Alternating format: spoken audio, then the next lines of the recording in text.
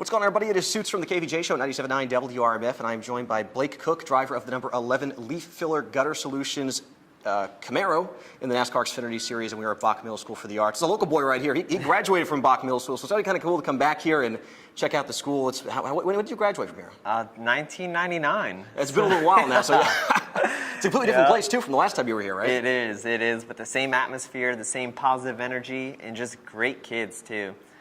It's definitely a different atmosphere than you see at most schools. It's got to be a lot of fun to come back and talk to these kids. And then not only here, you were at St. Mary's today as well, right? Talking to some of the kids over there and getting everything kind of promoted up here for Homestead. It's got to be cool to be back here, you know, in South Florida and to make a difference like that, too. It must be cool to go to the hospital and talk to those kids and to really make an impact on them. No, absolutely. I mean, landing yesterday, getting to see my dad and my family and do a little fishing. You know, I definitely miss the ocean.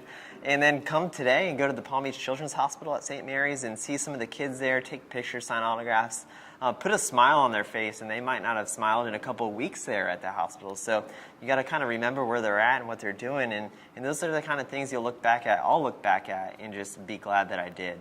And then to coming back to here, to Bach Middle School of the Arts, it might have been one of the coolest things I've ever done. Like, I get to go to some pretty cool places, but to come back to your middle school, like, you're old enough to have really sharp memories, and like, I just have so many memories from the school, from the teachers, what I've learned, and how I've implemented what I've learned into everyday life now with my career.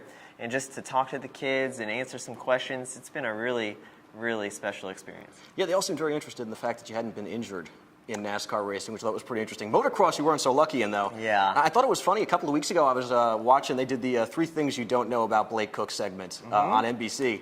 And you said your first race you watched was the 2007 Daytona 500. That's what really got you hooked on NASCAR. And it's actually the same race that got me hooked, too. Oh, really? I think for obvious reasons about that race. But what was it about that race? If it wasn't just that finish that got you so hooked on NASCAR, I was like, man, I want to do this. Well, what got me to watch that race in the first place was my stepdad bought that truck that I first ever drove, was that Pro truck. And he bought it. And I decided I was going to drive it, you know. But before I drive it, maybe I should watch one of these things on TV and see what it's all about. And I watched the 2007 Daytona 500. And then I saw, like, this crazy battle for the lead. And then I saw come to the finish line, Clint Boyer flipping on his roof, catching on fire. I was like, oh my gosh, this is crazy, but, like, awesome at the same time. And then I started racing. So I basically started watching NASCAR when I started racing stock cars. So that's pretty awesome. Yeah. So it's been a pretty good year for you guys. This is the second consecutive year that you've made the playoffs. And it's got to be cool because, you know, you're going up against a lot of these Goliaths, your Junior Motorsports, your JGRs, and to make the playoffs 2 years in a row, have that opportunity. What's it like for that with your team? Because you guys have a small group of guys that you work with that you're all very close with. And to be on that level of playing field must be an incredible feeling. Yeah, it is. I mean, when you're starting the year out, you set goals, you know, and our biggest goal last year was to make the playoffs. We thought it would be so cool to be a startup team first year and make the playoffs, competing against all the big teams like you're talking about that have been in business for decades.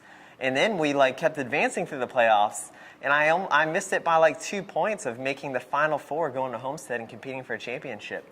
And then this year we set another goal of, you know, we wanted to win a pole. We thought it would be really cool. We wanted to win a stage, and we wanted to make the playoffs. Well, we got a pole at Talladega, won the stage at Mid-Ohio and Daytona, and we made the playoffs again, too. So we were able to check all our goals off this year.